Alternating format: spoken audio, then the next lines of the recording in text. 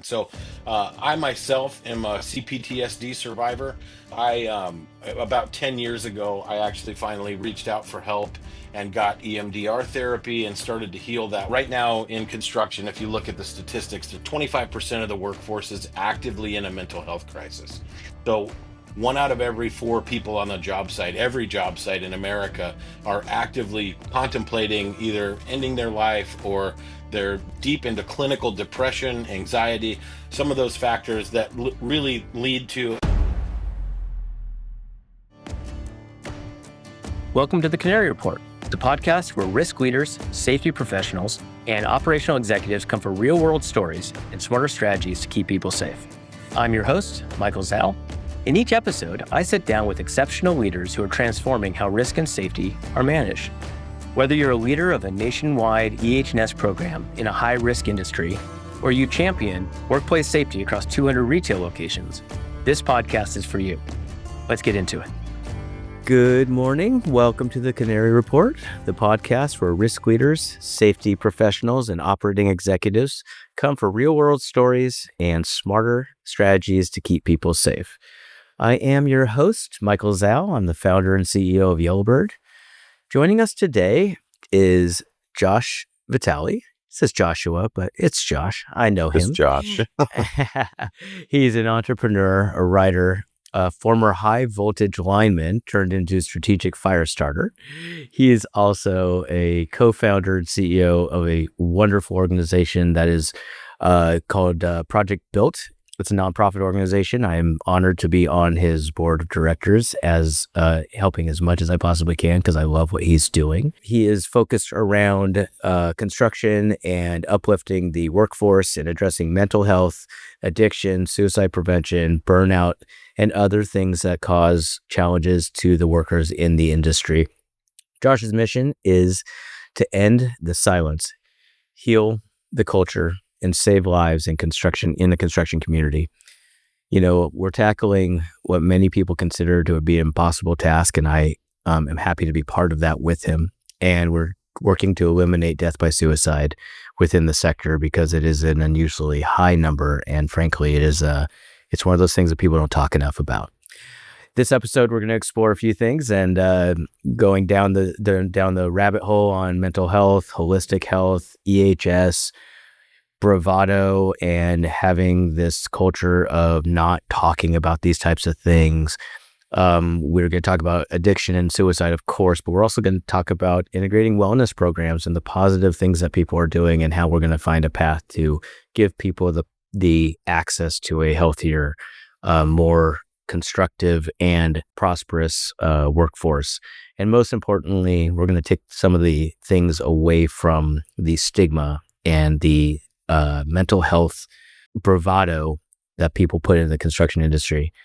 So we today are going to dive in and we're going to learn a lot about something that we don't talk about a lot on this podcast, and I am delighted to be doing it. So thank you, Josh, to be with us. Oh yeah, thanks, Mike. I'm actually just elated to be here and excited to talk to you as always. Thanks, buddy.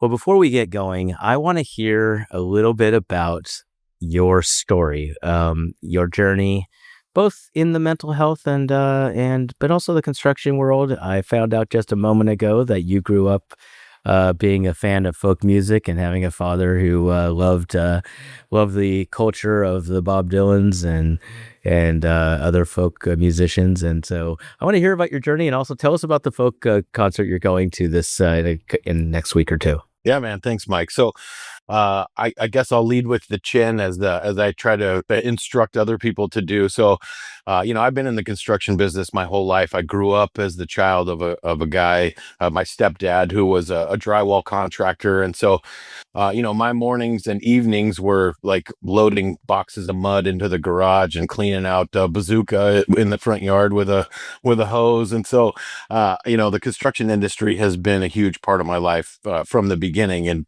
one of the things that I learned from him was that he wasn't going to be around much. So a lot of my connection to him came through digging through his record boxes, and that's where I discovered like Bob Dylan and Joan Baez and Judy Collins and all of those wonderful musicians that came out of the 60s, but I think it gave me my revolutionary spirit a little bit too. So we're actually headed up to Colorado with my wife and my daughter and my daughter's boyfriend here next week to go to the folk festival up in Lyon, and so we're super excited about that. Well, it sounds like a fantastic trip, man. And getting out of 115 degrees in Phoenix is just what the doctor ordered, I'm sure. Yeah, they put the stage right next to the river, so you can actually listen to the music while you're knee deep in a nice, cool river bath. Oh, beautiful, beautiful. Well, I might be joining you. I wish I could, buddy. I wish I could. Right? I'm gonna try to stay up water of the hippies, though. I don't want to end up with whatever they're putting in there. You know what I mean? Yeah, I don't blame you. I don't blame you.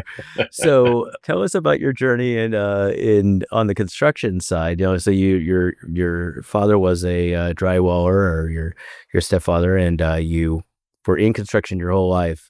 Tell me about that. Like, when did you get into it? In what capacity? You were, obviously in electrical, as you stated in your bio, and I just want to hear about it, and also your personal journey with your family and kids and your life. So I went to college. My drywaller dad said, "Don't you dare do this for a living. You're too smart. Don't suffer your whole life being a contractor. It's no way to live."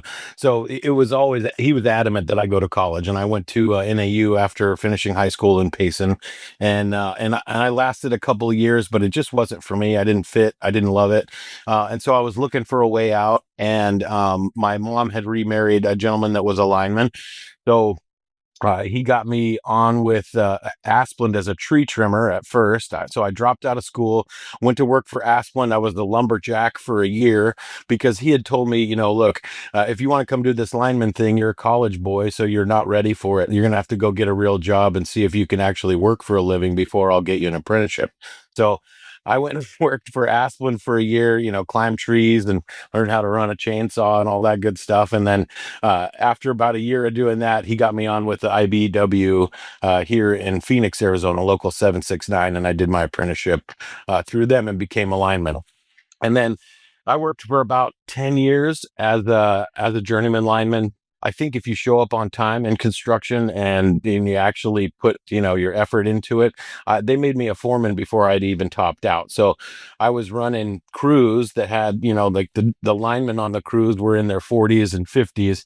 And here I am, a 22, 23-year-old kid trying to tell them what to do. So I had to learn how to lead without that compliance sort of mindset. I had to figure out how to motivate people and get them aligned with the mission, and bribe them, do whatever I had to do to get them to do what we were trying to do, because most of the time linemen, you try to tell them what to do and they're going to do the opposite. So um it was trial by fire, and I got really really into learning about like leadership capital and how to motivate people in it. So I've been a student of that really my entire life, and so that's helped to lead kind of what we're doing now.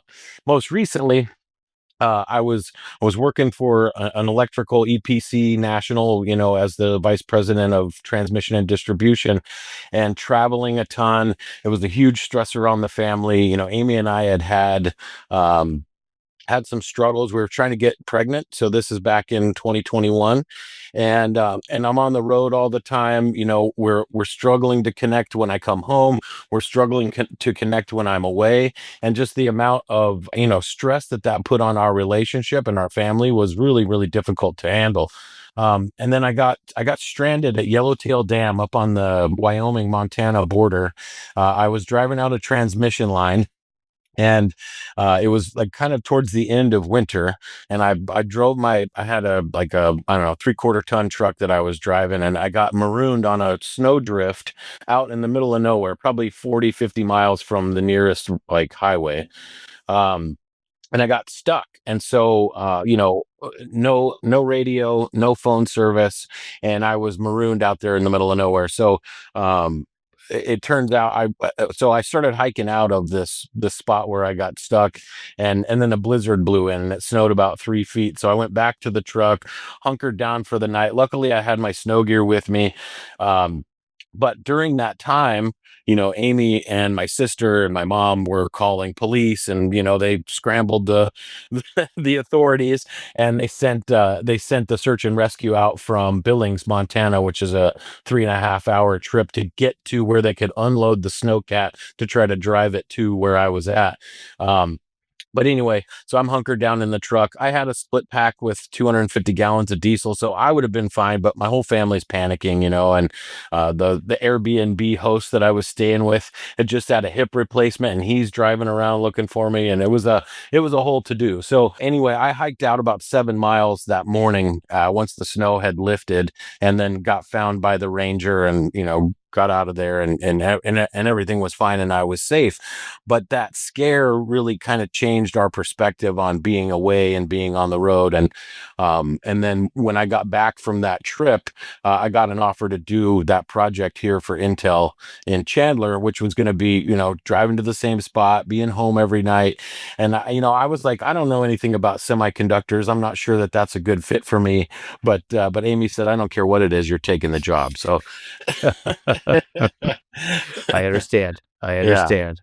that's how I ended up working here in Arizona for the last 3 years, and now we're doing what we're doing now. But are originally from Payson and you're from Arizona. And so you were always, from a family perspective, they were here. You were just not here. But from a family perspective, you've always been based here locally, correct? Right. Yeah.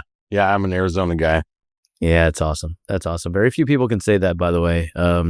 Including myself. I'm about 7 years in, and I was originally from California, and I was a native Californian, multi-generation, and there are very few people can say that as well. So I do absolutely understand what it's like to feel like everybody is from somewhere else, and you're like, no, I'm from here.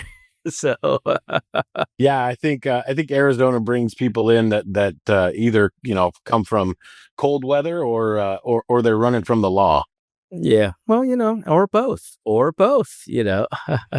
Well, you've just given a really good reason to not live in cold weather with that story. By the way, thank you for the honesty and, the vulnerability of that story, because I find one of the most refreshing things about you, Josh, is you will tell the story from a real perspective. And I appreciate that, in the scare and the being stranded and realizing that your marriage was not doing well and that you were struggling in balancing travel and all these things, which, by the way, in our industry, especially in safety, where you travel so much and you're going and doing all this work in the field and all these things, that it puts a strain on relationships. It really does. And I appreciate that you talk about that openly, and it's very important. So along those lines, tell us about your journey into, you're at the Intel facility, you're doing the build out, you're with this organization that cares a lot about the community and the workers, and you basically create a program that's, I think, is the beginning of the journey that you're on. And so I want to hear about that, both your experience in that journey, but then also what you're doing and what I'm, in my own little way, helping you accomplish in the project built, and what we're trying to accomplish there. But mostly I want to hear about the journey first, if that's all right. Yeah, of course. So yeah, I was on a project that had, at its peak, 7,500 workers ish. We close to 40 million man hours. And so, when you're dealing with something of that magnitude, there is, right now in construction, if you look at the statistics, there 25% of the workforce is actively in a mental health crisis. So one out of every four people on the job site, every job site in America, are actively, contemplating either ending their life, or they're deep into clinical depression, anxiety, some of those factors that really lead to, and thinking of it from the EHS lens, and your listeners, I'm sure, are interested in that, because you know what we noticed from a safety perspective is that there's people out there that are working on those jobs that don't have the working memory to even access what our safety policies are. The incidents that we see a lot of times are just total lapses of judgment, or we talk about risk tolerance a lot, right? And we can't expect people to have a high risk tolerance if they don't even value their own life. And so to me, the intersection between what we were trying to accomplish from an EHS perspective and what was going on that show up as lagging indicators with suicide, with opioid addiction and overdose, those lagging indicators that show us that the system is broken. And so I myself am a CPTSD survivor. So about 10 years ago, I actually finally reached out for help and got EMDR therapy and started to heal that, which has led me to this. But yeah. So acronyms. So tell me about you're a survivor of CPESD. CPTSD. So that's complex post-traumatic stress disorder. And the difference between PTSD and CPTSD is simple. PTSD is one event, right? Like you're the pilot of an F-16 and the F-16 goes down and now you're tormented by the trauma that you've experienced because you haven't gotten past that moment. And CPTSD is like that, but it comes from repeated traumatic events over a long period of time. So an abusive childhood might lead you to that, or like long-term bullying, or something where the trauma shows up over and over and over again. And being the child of addicts, alcoholics, abuse, that kind of thing can lead to CPTSD, which was in my case what had happened. So what was the other acronym? Actually, it was the type of treatment that you said that you had undergone, and there was an acronym for it. Sure. Yeah. EMDR is the modality. And so think of it like this. The way that it was explained to me is that in our minds, right, or in our brains, we have, memories, and they're connected. And typically we process those in our sleep during our REM sleep, right? So what's happening during REM sleep is where our eyes are moving back and forth. And so EMDR therapy sort of combines hypnosis with the use of eye movement to try to reprocess those memories and just put them into the memory bank instead of constantly repeating. So for me, the way that my CPTSD showed up was I had a constant sense of dread. I would had night terrors all the time. I would be waking up in the middle of the night thinking that I was under attack.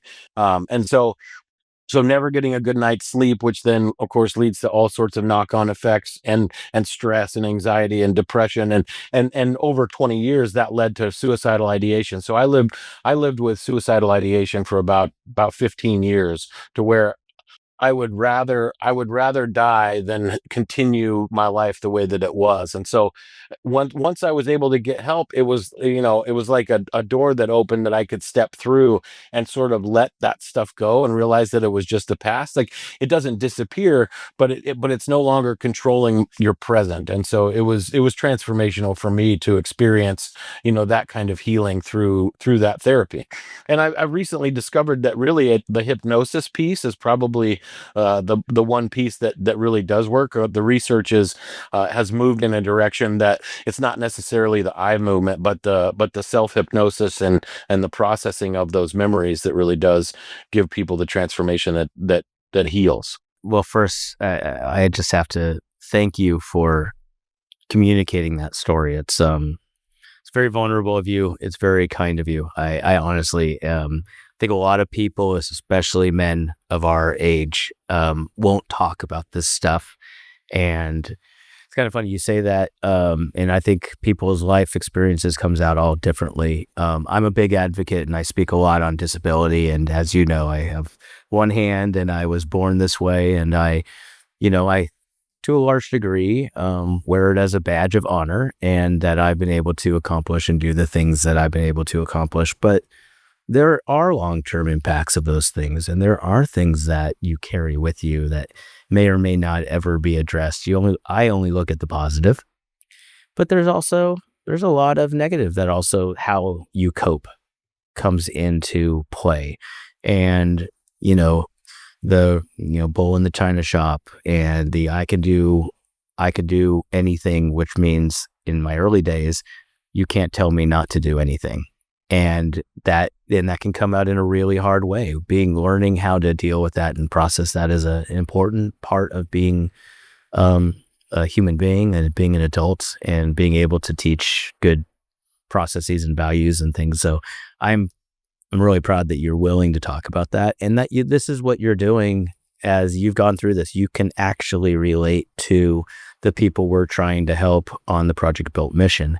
And so along those lines, tell me about what we're doing here in Project Built, and specifically what the mission is. And eventually we'll talk about also what the ask might be if we can get people to support us in some way. But most importantly, what are we doing here? And what are you doing here? I'm just here to help support your mission. So, Well, thank you. And, knowing you and having a friendship with you has been inspiring to me too, what you've been able to accomplish. And the way that you show up with your positive energy is something that inspires me to continue doing what I'm doing and lead with vulnerability and talk about the tough things. It is hard, and it takes practice. Like I'm not good at it now. I was really bad at it when I first started. And I was convinced that if I let anybody in, to that vulnerable space, that I would be shunned, or, people would finally see the weakness in me, and then I wouldn't be able to get ahead in life. And so it is scary, and I think as leaders we have to model that vulnerability so we can open a container for other people to start to share theirs. And I think when we do that, I think that's why you see when you get in front of a crowd and you talk about things that are vulnerable and you share that authentic story that you have, people stop talking, they pay attention. It's like a magic spell. Vulnerability is really, I think, one of our most powerful tools, and it's so underutilized. So hopefully guys like you and I can do a good job of getting out there and talking about things that are tough that we've been through, and that'll open the door for other people to share what they've been through. So Project Built, you know, um, I was working for a GC, and there's only so much you can do from that space. I'm the chair of Construction Suicide Prevention Week, which is another national nonprofit that raises awareness for suicide prevention. We celebrate a week in September, and last year we had 500,000 participants, 750 companies in all 50 states and 4 territories. So that's a movement that's growing and gaining traction, which is wildly important. I'm also the chair of the Arizona Workforce Wellness Alliance, which is, for the first time in Arizona history, the workforce is going to get recognized along with veterans and youth for suicide prevention in the state's national plan for suicide prevention. So, we're gaining some traction, but as I was a part of these groups, what I realized is that there's a lot of work that was going into awareness and not a ton of actual boots on the ground work that was being done. And I'm a doer, you know what I mean? I'm a builder. I gotta get my hands dirty. When I was at my last position, I did probably 2 dozen suicide interventions for folks that were on our project. And that was, it was tough, right? It was really tough at first. It's still tough every time. But what I realized was that there is a glaring need for having people that are intentionally in place to take care of people that are in crisis. And so, what Project Built was created for and continues to do is to try to solve the problem, and not just from a boots on the ground lens, but we're trying to do it from the top down as well. And so that's why guys like you, CEOs of companies that lead people, it's important to have you as the conversation. So we formed a council of folks all over the nation to get together to really discuss, the ecology of construction work, and what makes us unique in our challenges, but also in our abilities. And then, how we can connect the dots and really understand construction as a whole. If we look at the models that exist, currently for workplace and wellness, nobody's ever looked at anything like construction, right? The transient nature of it, the fact that you might have 20, 30, up to 100, 200 companies coming together to try to collaborate in an environment that's dangerous, the amount of stress that goes involved in that, the ergonomics of it all, right? So there's all of these factors that come into play like a spider web. And so for the first time in history, we're trying to put together a group that's going to look at all of that. And so that's what you're graciously a part of, which is us trying to wrangle, a bunch of very busy, very, very awesome folks and, thought leaders and PhDs and CEOs of companies and, all those folks to get together to really to do the work of identifying what those interconnected systems are and how they relate to each other so that we can, somehow find a way to do some positive good for the construction industry. So from a measurement perspective and kind of what, I know you're doing a retreat and I want to talk about that because we're putting together, a fund to help families that have been impacted by this. And that's coming up here. But more important, well, equally as important. So when you look at this as a nationwide right now, hopefully eventually international, but right now a nationwide endeavor, you've got 750 companies that have been involved in the national program, but now we're trying to do it at a ground level.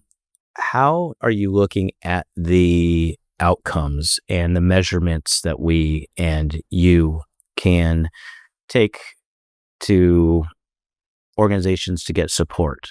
How are we looking at how that's going to happen, like tactically?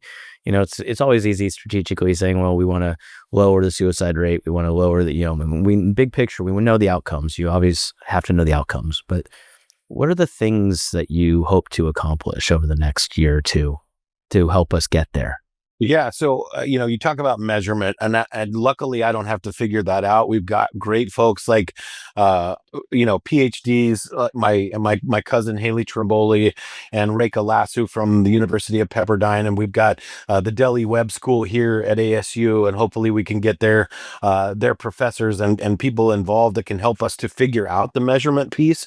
But ultimately, we have to set these KPIs, right, as we build out what we're going to do so the companies have something to look at. But, pulse surveys, I think, are a great way to do that. You mentioned the family retreat, and that was one injection point or inflection point where Amy and I, and Amy is my wife and co-founder of Project Built, we felt like we were uniquely positioned because of our lived experience to actually do some good in the community. And like I said, boots on the ground, get our hands dirty and get in there and help people. So we're going to have 10 families out in 2026 to a 5-day retreat that's curated with couples therapists and individual therapists and family therapists and child-led activities, and give this group of 10 families an opportunity to heal together, to create their own tribe, but then to follow them for the next 2 years and watch how those programs that we put into place and the interventions that we teach them to do, the practices that we help them to engage in when they go back home, how those are improving their lives, and then follow them through that, right? Give them a tribe that they can communicate with so that they have a peer support network of people with shared experience, including us. And then also, really do the research too. So we have an incubator for the ideas that we come together as a group and formulate that will help families, which will help communities, which will help job sites. We get to follow them through and see how that process works. And, luckily we're not the first to think of it. There's Project Sanctuary that did this with military families, and they have peer-reviewed research that shows humongous increases in the sustainability of the family. So I think it's something like 95% didn't experience divorce over the next few years. So what we're really doing is again, I talk about creating a container. We're really building that container so that we can, one, help heal families, right? So we can affect lives in that way, but two, we can build from that research that we do on a small level and then pass that out to companies with those pulse surveys and KPIs that we're testing in real time with the families that we're able to help. So we're, we start to build that positive feedback loop that we can then share with larger and larger circles. Just like, Riz, our buddy Josh Rizzo always talks about, right? You start with the 3 feet around you. So, we've done that with the 3 feet around our family, and, our kids are participating in bi-weekly Kamochi circles with the other kids that Amy teaches at the micro school. And so now we're ready to grow that circle, and we want to invite those families in so that we can share what we've learned. Oh, that's fantastic. By the way, if a family wants to have they already been selected, or if a family wants to apply to do this, how would they? I don't know what. Honestly, and it's not a loaded question. I truly have no idea. How somebody? Did you already choose the 10 families, and are they a specific, socioeconomic group, or is it how have the families been chosen, or haven't they yet?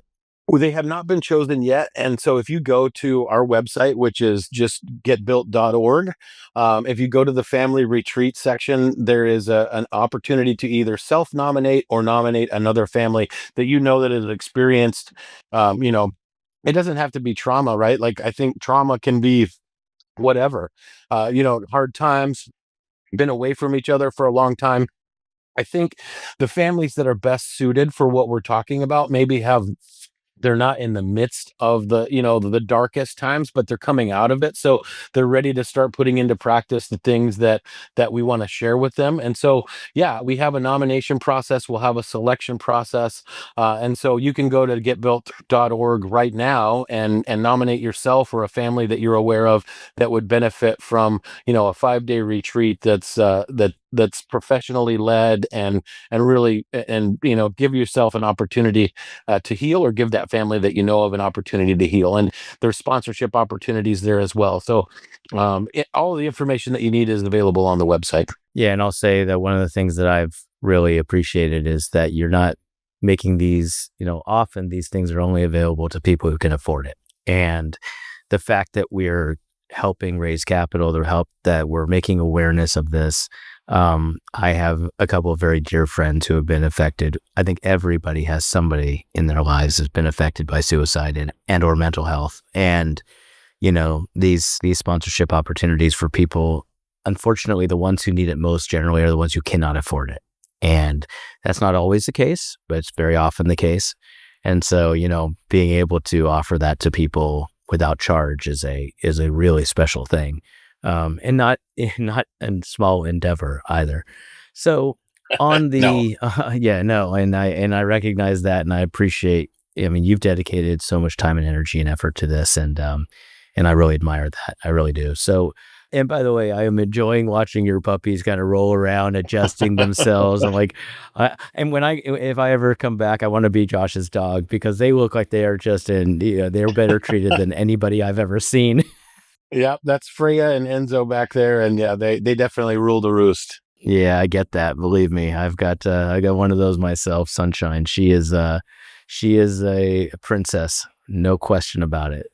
So going and I want to dig a little bit deeper into some of the things that you've seen, because again, we want to do it from a practical perspective in the health and safety environment. What have you seen people are doing, practices that are being done well, and some of the not only interventions, but also some of the risks and concerns that organizations have on how to deal with and how to address? You see somebody in crisis, how to handle that.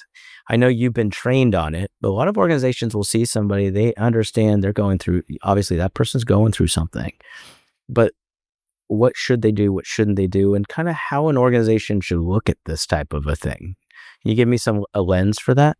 For me, as a construction leader, and diving into, recognizing that there was a crisis, knowing that something needed to be done, and being terrified to get involved, because one of the things that made it most difficult, the biggest level of friction that I had, was, what if I do the wrong thing? Right? What if I say the wrong thing? What if I don't say the right thing, and this person goes and hurts themselves because I screwed it up? And so there was a lot of fear and a lot of trepidation in me about getting involved. And I can remember sitting with the first young man that I did an intervention with. He was an iron worker. He was up on the job site. Uh, he was a veteran, was in a really tough unit in Afghanistan, and 23 people within his unit had died by suicide since he had returned. And the day before, he had just found out that another buddy of his in San Diego had died by suicide.